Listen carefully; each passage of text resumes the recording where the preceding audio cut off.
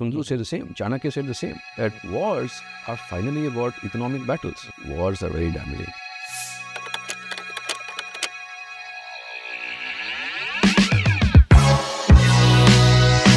They're talking about relocating 2.1 million people to somewhere else, which is a massive logistical, humanitarian, crisis, and no one has anything to say about this. Russia-Ukraine war, I think it's a classic sign of people kind of losing interest globally. Agreements that were made after the First World War were not deeply thought through, and which is why Second World War happened. Now in Germany, almost by design, not almost by design, the central government is very weak. So if you force someone to choose sides and you inflict pain if they don't choose sides, you will lose them. Sometimes when you are negotiating, it is helpful to act mad.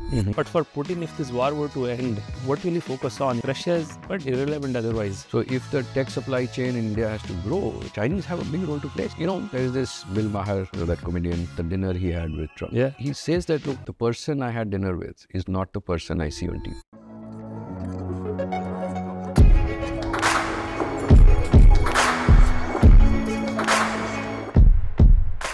So Neelkanth, last episode we were talking about the fact this whole global world order is changing quite rapidly.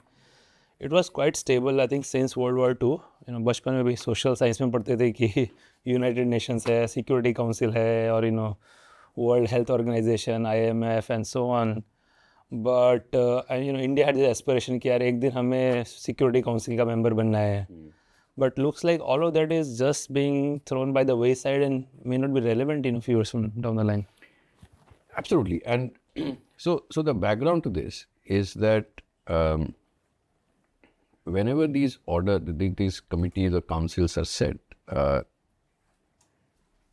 while there is some forward-looking thinking and some people do try to bring in the longer-term perspective that, in the current power balance, this is how it's going to work. But maybe 30 years later, the power balance will change. And it is impossible for anyone to understand what may happen over 60, 70, 80 years. And therefore, you will see that, and this thing we discussed in one of our earlier podcasts, that every 80 to 100 years, there is a reset. The sad part is that most of these resets have been preceded by war. But 1630, 1710, 1815, 1914, 1919, 1945. So there are, and the agreements that were made after the First World War were not deeply thought through, and which is why Second World War happened. And when you see the decisions made in the 5 years after the Second World War,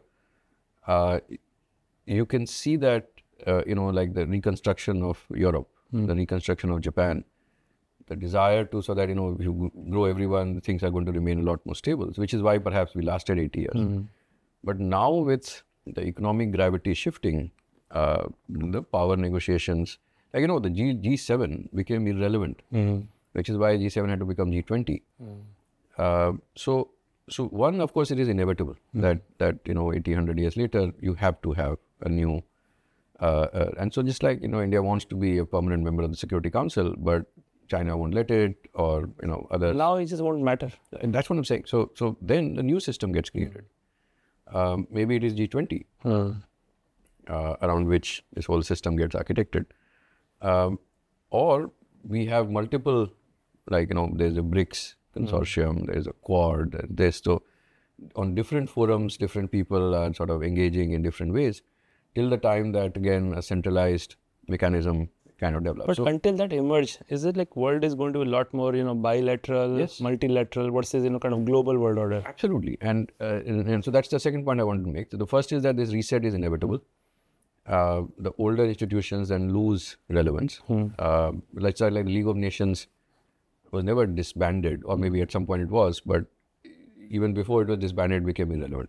No one wanted to go to the League of Nations. So the second aspect is that as the US is going about resetting its terms of engagement with the world, it is moving away from the multilateral institutions it helped build. So it has stopped funding for WHO. On WTO, they are still keeping the fig leaf that, no, we are still interested. But, and legally, apparently, even if they don't pay this year, their fees, they will still remain members and there will not be a default and all that. But all that aside, Trump has clearly said, if you look at the executive order on 2nd April, he says that between 1934 and 1945, we signed bilateral trade deals and they worked in the American interest. And after 1945, we said it is in everyone's interest to have this in a multilateral forum. So we moved to the most favored nation. The MFN thing is that if you give one low rate to someone, you have to give it to everyone. So that system worked very nicely. But then over a period of time, we are realizing that we have become the losers, that people are exploiting this system. And therefore, we are going back to the bilateral negotiations. Now, from a negotiation perspective, I think it gives the US a significant edge. So imagine being in a room where, say, 100 trillion or 120 trillion of GDP is present, and what you then and you're only 30 trillion. So and everyone has the same vote, which was very egalitarian and excellent. But from a negotiation perspective, that's terrible. Here, you are going and talking to a $4 trillion economy, you're going and talking to a $500 billion economy. And they will do what you want. So from the US's perspective, this is what you call local optimization. But of course, globally, it is suboptimal. So this is inevitable. So this is something that we should assume that there will be, just like the UK FTA, there will be an EU FTA. India and China will have to kind of figure out a way to engage. Everyone has to engage, can't they? Because this is an interconnected world. But the terms of engagement are going to be very different. So WHO, again, mostly lost its relevance. WTO, United Nations? United Nations? I don't know what maybe some cultural heritage organization. Yeah, UNESCO and all that, maybe it will still work.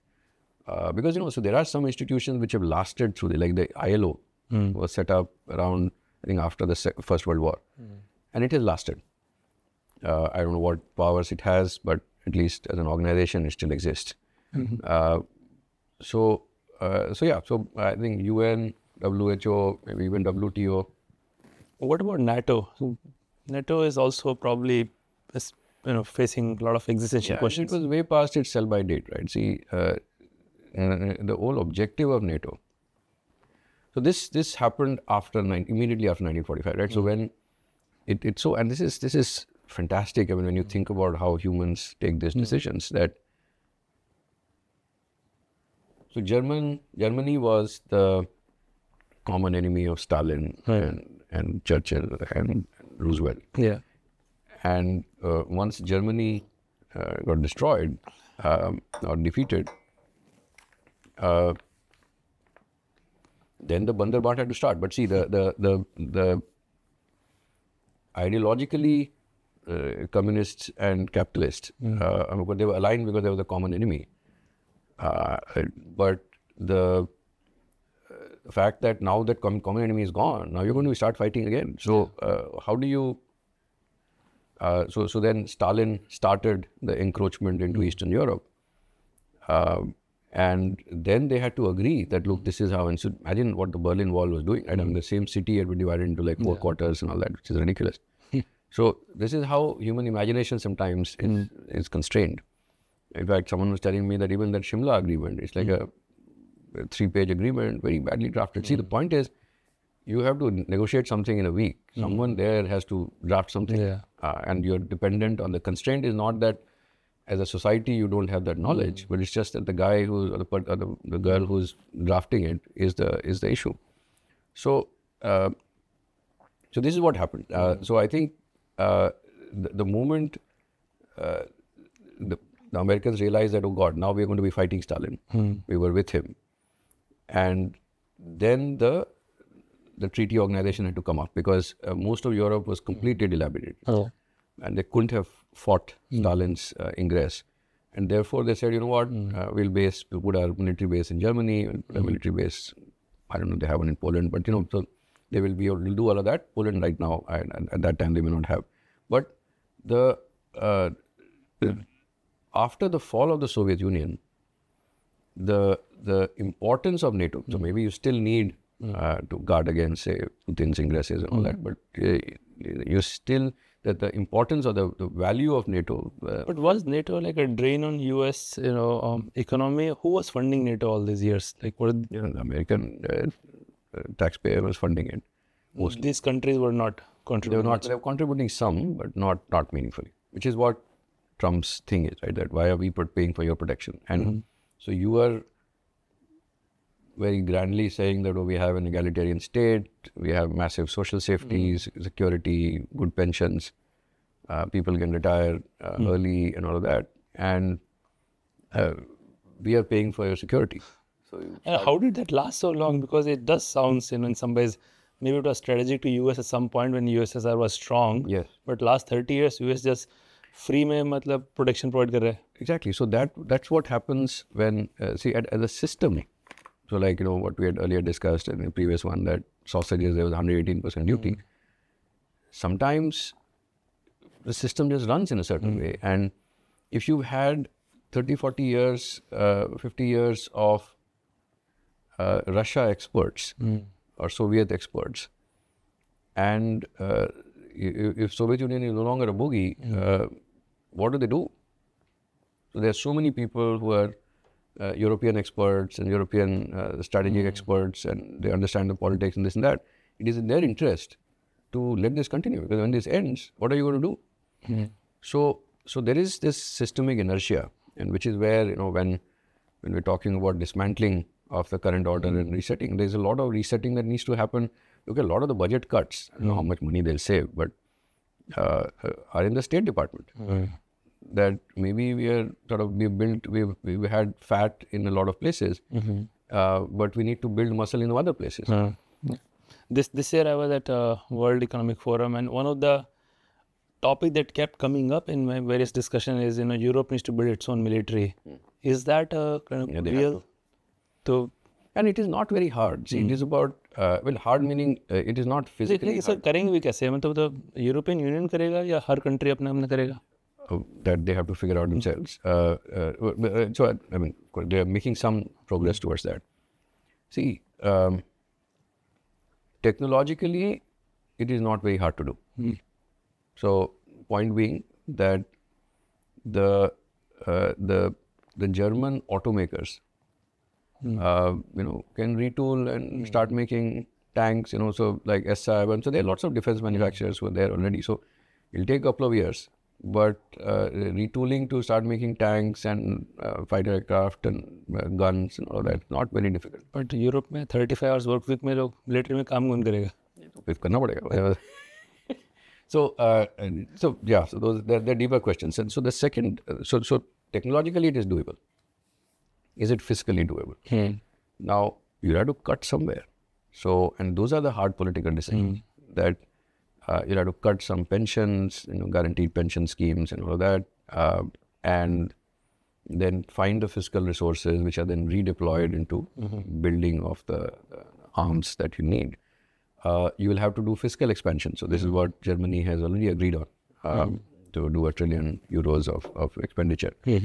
The European Union is also playing a role. So there have been debt breaks, they have had hard constraints, they have sort of imposed on everyone. See, this is where if you have a monetary union but no fiscal union or no political union, things become harder to execute. That, countries distrust. So Germany will say, what, if I allow for the debt break to be released, or at least the fiscal thresholds to be breached, the other countries may misuse it. The Italians are lazy, Greeks are lazy, they will misuse it and all that. So those concerns that politics will remain. A much bigger issue is the political construct of Germany itself. So when you look at Europe, it is Germany, France and Italy. The rest are all important but small economies. Now in Germany, almost by design, not almost by design, the central government is very weak. Because in any large economy, the central government tends to be weak. It is good system design. Yeah. That in Germany it is particularly weak because the way it was built after the Second World War, they deliberately weakened it so that even if there was a turn, they would not be able to do the kind of damage they did the previous 2 times. And therefore, it is much harder for Germany to push through some of the changes that the center made. It's like, what Land Pritchard called India a flailing state, that the head wants to do something, the hands will do something else. I'm not saying that they're a flailing state, they're a much more capable state, but pushing through some of these things to the various, provinces is going to be much harder than in other economies. So Europe has to, and they will. And I think it is inevitable that in 5-7 years' time, Europe will be spending a lot more on defense than it does right now. And what is the role of Putin in Russia in this? Right now, he is in some ways, managed to draw a lot of attention. I think this Ukraine war, I don't know whether he will ever want to stop this. Looks like it's working well for him, and that also, there's a flashpoint on the border of, Europe. I don't think it's working well for anyone. Wars are very damaging. They not for dictators. No. So, well, they are. So I see where you're coming from. But even for a dictator, you would rather stay in power and have a peaceful economy which is growing well, and be a dictator of a large growing economy and become economically even stronger, and then go and shoot longer term missiles. That's the ideal scenario, but the second best scenario. Exactly. So there are optimizations that everyone does. So with oil at 60, Russia does not have the same level of strength. That, and remember all the problems that we used to discuss in 22 when the war started, that it's an aging population, very few young people, there is limited patience. So I think it's in everyone's interest for this war to end. No, but just let's stay on. See, oil at 60 is mostly good for most of the world. Definitely great for India. Yes. May not be good for Russia. And we'll talk about energy at some point. But for Putin, if this war were to end, what will he focus on? How will he? Russia is quite irrelevant otherwise. Relevance के लिए बम फोड़ने की जरूरत नहीं है. मतलब see, Russia has very good technology. They have a flourishing defense industry. That apparatus is still there. In some of their work in space and high tech, maths, this that. There's a lot of know-how that exists there. They have significant amount of resources. Yeah. So the economy by itself it cannot be wished away. Sure. The question, that I think is a much deeper one, is without a global policeman, where everyone kind of comes together and says, if you don't do this, we're going to punish you. Yeah. Sorry, that you are a bad behavior, that you're behaving badly here. Koi hai nahi. And that is gone permanently, so we can't even hope for that to emerge. Permanently पता नहीं, but 10-15 साल तो नहीं है, right? So Putin और कितना रहेगा? 10-15 साल ही उसको. So उतना भी नहीं रहेगा, मतलब मेरे हिसाब से. He's not a spring chicken anymore. So point is that but this Russia-Ukraine war, I think it's a classic sign of people kind of losing interest globally. Yeah. Especially America, that was बहुत खर्चा हो रहा है. Learn to pay for it, which is why that gas deal has been signed. So it's a minerals agreement, but finally it is about shale gas in Ukraine and the fact that America will help it develop it and then take them sort of go into the common pool and all that. At some point, I think it's in the Europeans' interest to actually see this as a fiscal boost, the reconstruction of Ukraine. Yeah. So when the interest levels start to align, that Putin maybe feels that, and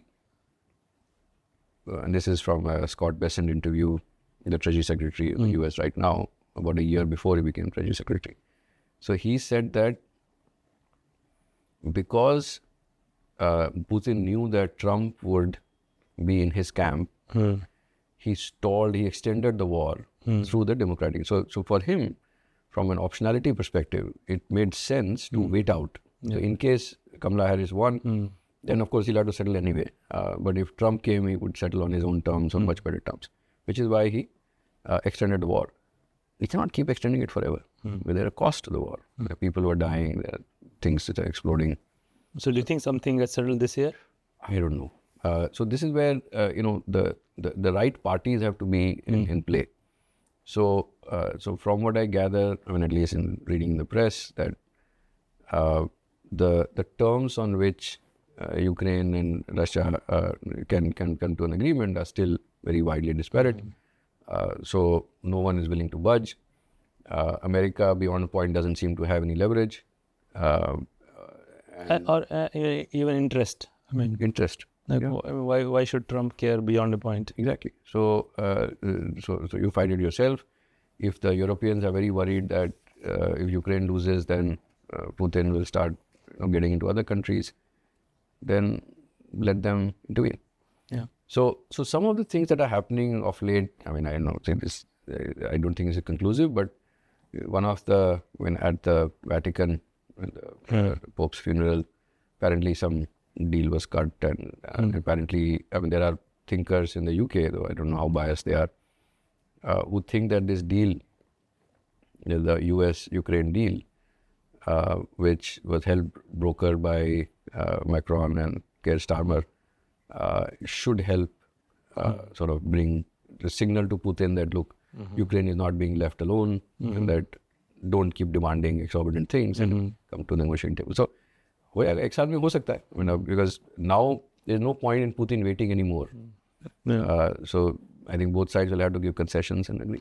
So other, burning flashpoint is Israel-Gaza thing, and looks like it's only going to get more aggravated because to your point about no one is watching, or immediately now Israel is thinking this is the best time to kind of just settle it for once and all. I mean, territory. They're talking about relocating 2.1 million people to somewhere else, which is a massive logistical, humanitarian, crisis, and no one has anything to say about this. Exactly. So, so this is the challenge. But if, say, the US-Iran deal goes through, and there is some semblance of peace in the region, then I think at least that flashpoint starts to settle. Is that looking promising? US-Iran deal? He just said yesterday that Gulf of Arabia and not Gulf of Persia anymore. We'll be careful whether we are and Gulf of America. You never know. Part of deal ho sakta hai. So no, but see, the thing is,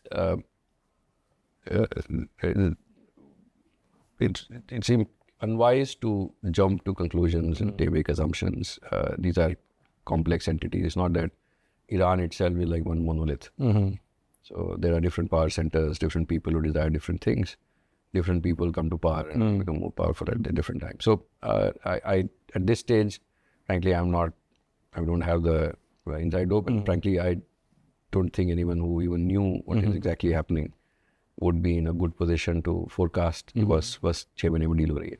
But this is going to Israel-Gaza thing. So even if if Israel were to continue their plan, it's probably pretty bad for Palestinians. But in the global overall scheme of things, just won't matter. Like earlier, it used to be a big flashpoint, and there's going to be huge concern. And every time there is something there, the whole world will watch. But looks like now just is apathy. No one really. Apathy is because of America. See, this is where, while America may be least interested now in multilateral institutions, but it is still the big dog. And so why is it that in the face of all this uncertainty, where global demand is slowing down, OPEC is increasing oil production? Yeah, why is that? Because America has asked it to. And why? To keep the oil prices low? Yeah. So this is... But US is also a huge producer of oil. So how does it help them? It is political. It is less important for the US than it is for Saudi Arabia. So, so one of the things that Trump administration is trying to do is that, look, there will be an increased cost of imports, but I'll offset that with tax cuts and lower fuel prices.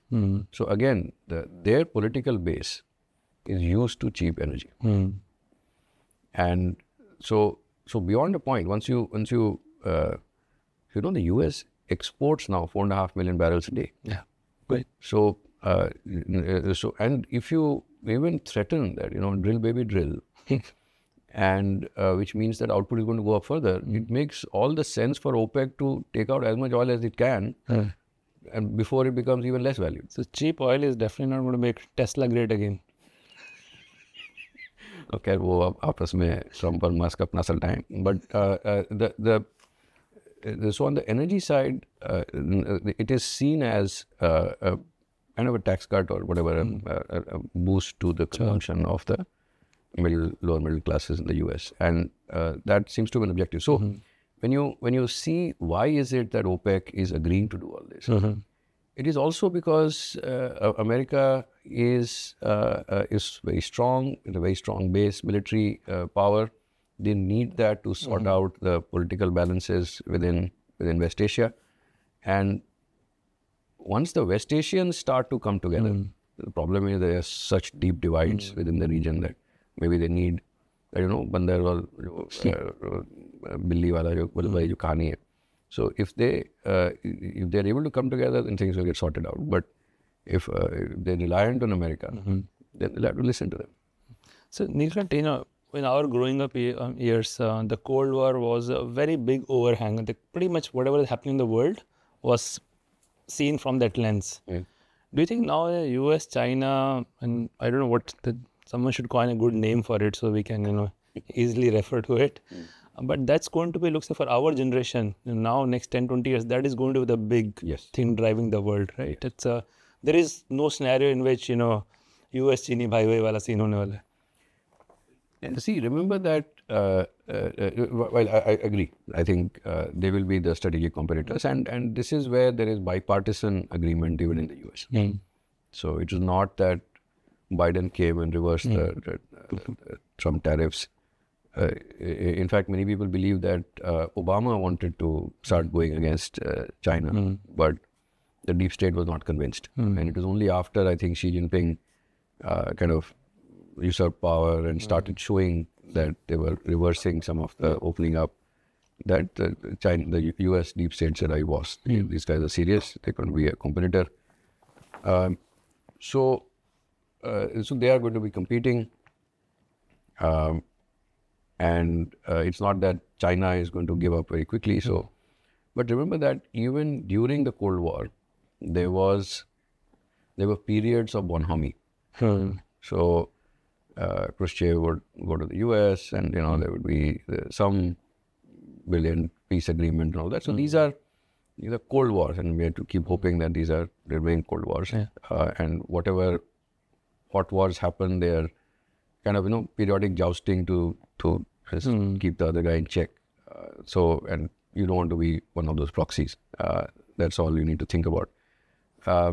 So I think this is perhaps for the next 2 decades going to be, people sort of doing arm wrestling. So do you think every country, including India, will have to really think very deeply about alignment with US versus China? No. So I think people have to think about it. What I meant by saying they don't have to think about it, that's wrong. So they have to think about it, that on what front are we aligned to whom. But I think all sides will know that it's going to be impossible to choose sides. If you force someone to choose sides and you inflict pain if they don't choose sides, you will lose them.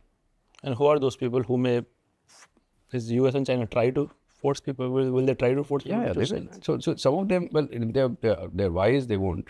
But if they're unwise, you can get a bad leader who is temperamental and generally comes to power. Generally, not get any worse than which is. There is this Bill Maher, that comedian, his 12-minute video on the dinner he had with Trump. Yeah. Hence, I'm saying it will not get any worse. So you look at that video. So he says that, look, the person I had dinner with is not the person I see on TV. See, sometimes a lot of politics is about signaling to your voters.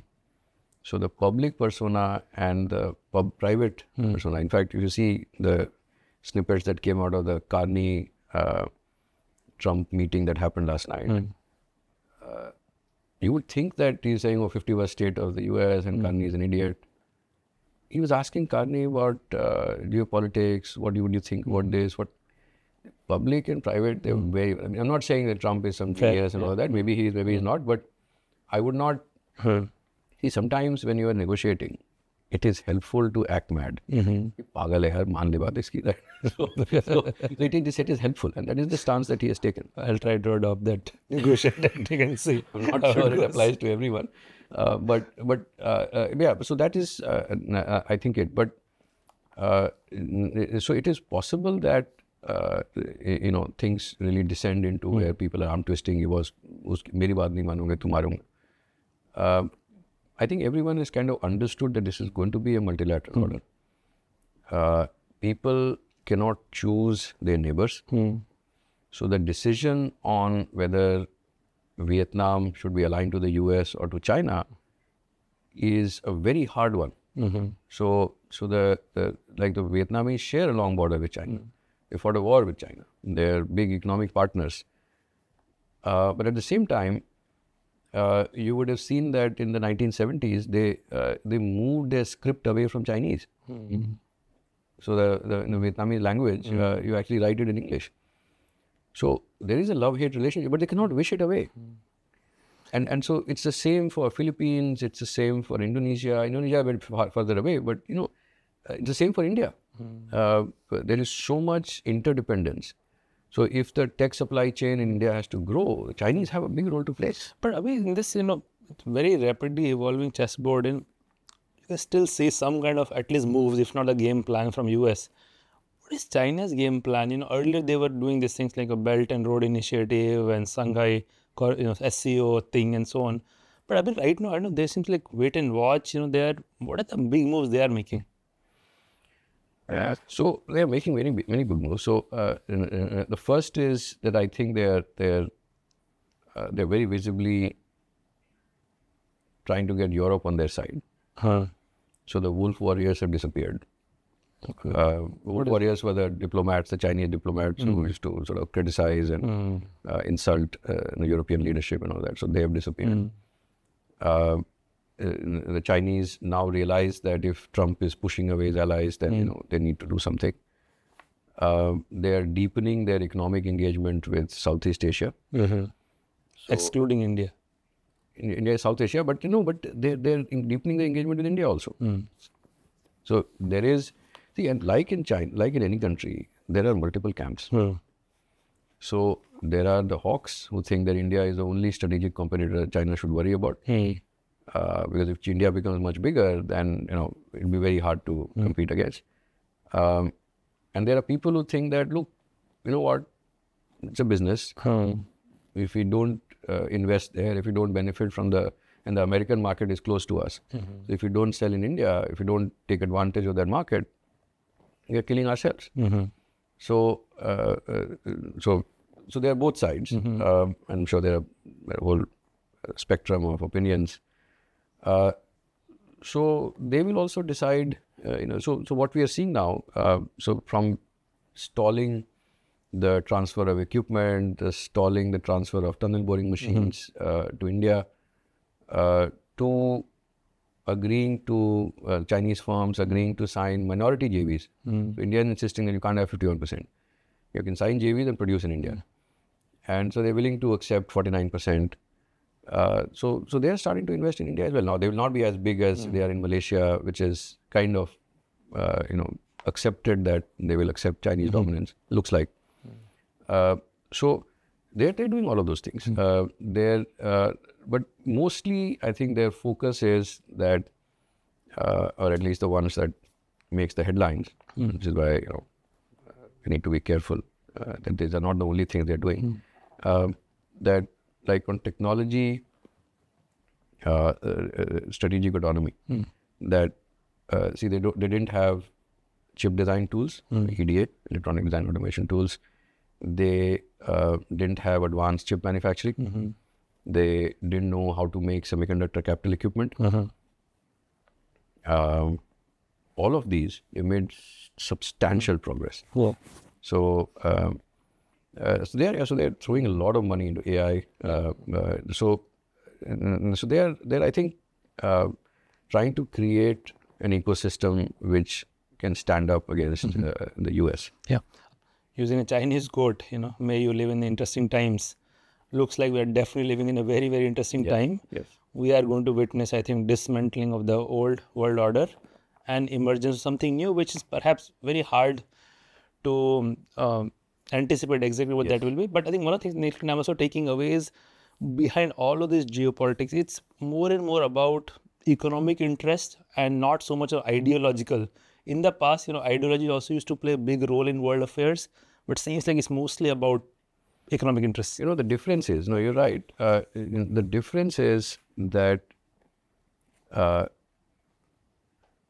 when we read about history, we read about the ideology behind what happened, but might has always been right. And so like even the First World War, it was the entry of America which completely changed things. Because suddenly the Allies had the might of the US, the industry, like, the tanks and and they kept borrowing and spending. And so then there was no way that the Germans could fight it. And the Second World War was exactly the same. So conflicts, and you don't have to go to Sun Tzu. Sun Tzu said the same. Chanakya said the same. That wars are finally about economic battles. Can you sustain? Can you pay your soldiers? See, having smart soldiers who can do more with less, who are very effective in battle or battle hardened, is very important. But finally, it is the economic might. Can you pay them? Can you buy and dump the missiles? So I think it is about economic might. And finally, that's what, as a society, as an economy, we should also prioritize. That unless we keep growing bigger economically and more prosperous, we won't be able to withstand some of these changes that are happening. All right, I think there's going to be a lot of interesting stuff. I think this will keep evolving dynamically. And every time I get an opportunity to reach out to Neelkanth, I'll do that. And thanks so much for taking the time today. Thank you. Thank you for having me.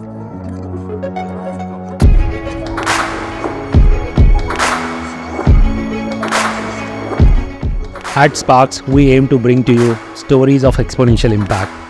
We share in-depth analysis of what goes behind success stories. If you find our conversations interesting, you can join us by subscribing to our YouTube channel. You can also listen to SparX on Spotify, Apple Podcast, or any other audio platform of your choice. If you have any suggestions on who we should invite or what topics we need to cover, just let us know in the comments. We are always listening, looking for ways to improve, and keep getting better as we go along.